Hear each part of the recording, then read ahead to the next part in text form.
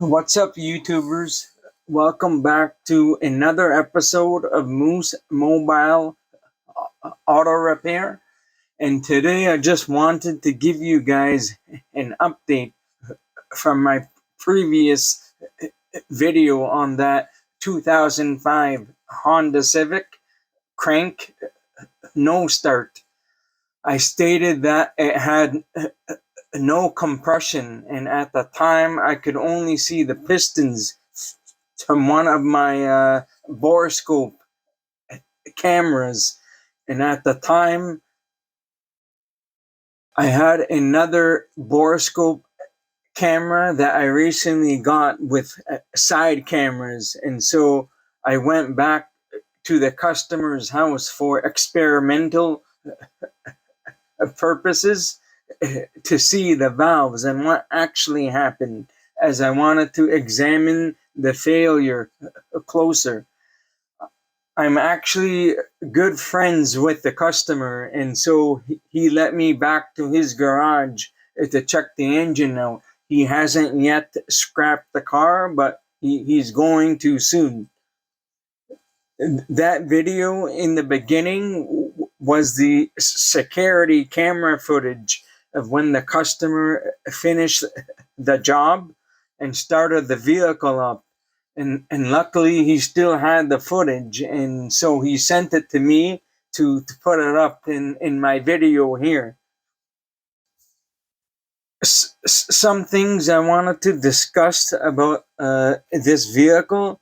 I noticed that the timing belt, it looked a little worn down. You could see the like some wear marks on the timing belt, but sometimes it's really hard to tell. But when I checked closer with the camera, you could see there are some cords kind of exposed. It's really hard to tell.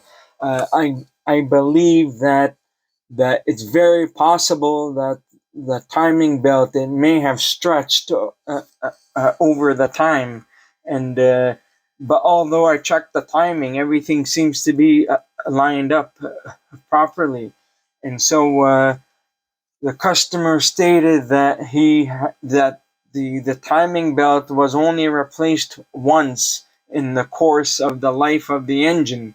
So it was replaced at about 105,000 kilometers, I think, and the vehicle accumulated all the way to 308,000 kilometers, and that's about three times the distance. So the timing belt and all of the other components, such as the water pump and the tensioner and everything, should have been replaced at least two more times, and it was three times the mileage overdue.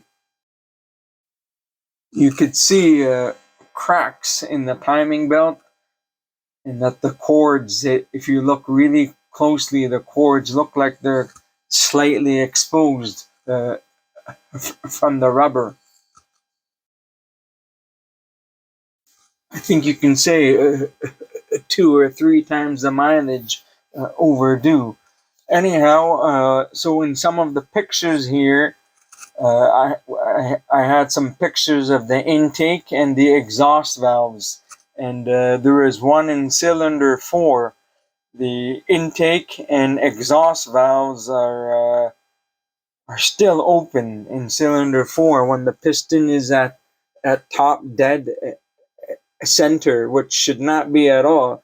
The piston is all the way at the top, and the valves are still open, and you can see that the piston is touching the valves, and so that's I was right with the diagnostic that the valves hit the pistons, and even though the timing belt was still intact, is kind of strange as how that failed.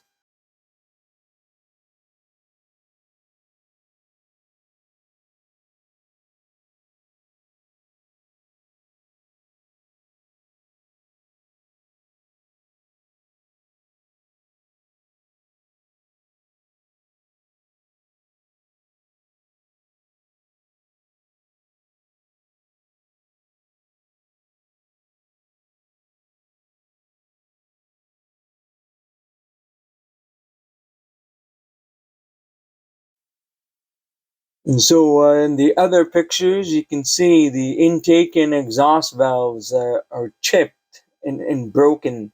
In cylinder one, the one of the intake valve was broken or chipped, and you can see on the other ones the exhaust valves are chipped and broken. The customer is going to scrap the car very soon. He just hasn't had time to do it, and he ended up getting a used car.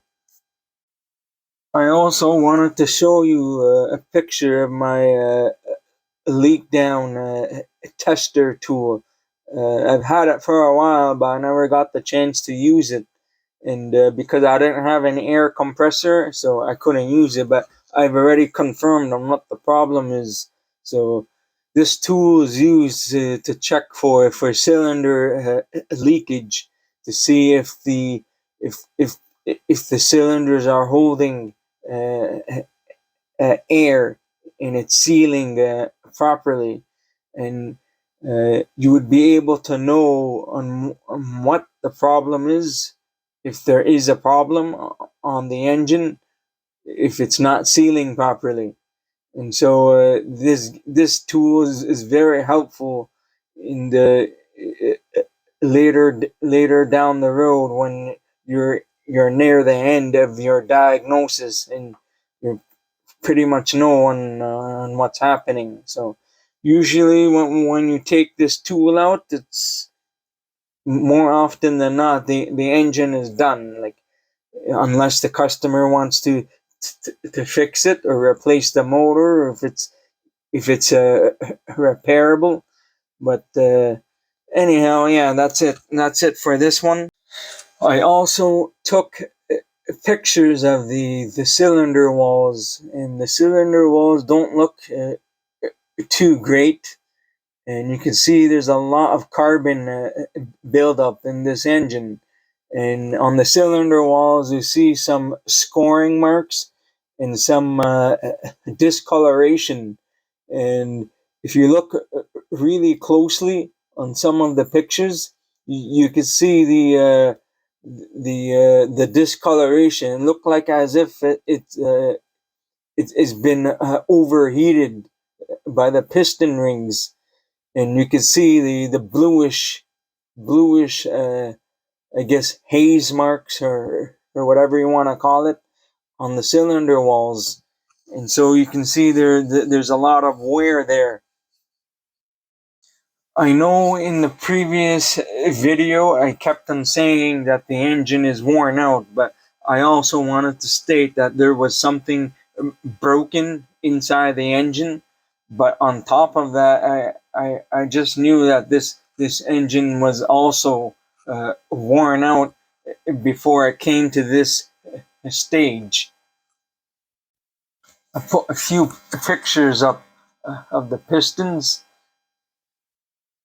even though I had some from the previous video, just to show you guys on what's going on here. And when I looked, the customer had the catalytic converter out, part of the manifold, exhaust manifold. And when I looked inside, I saw some like gash marks uh, inside the head on the exhaust side. So not too sure on what that was.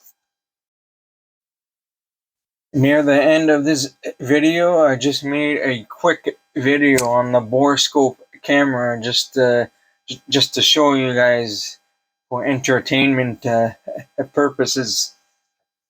It was a bit hard to get a good clip because of moving the camera around up and down and side to side, but you're able to see on what's going on there. In some of the pictures and videos, you could clearly see that there were like some broken pieces of the valves, and you just see like pieces everywhere here, chips and stuff like that.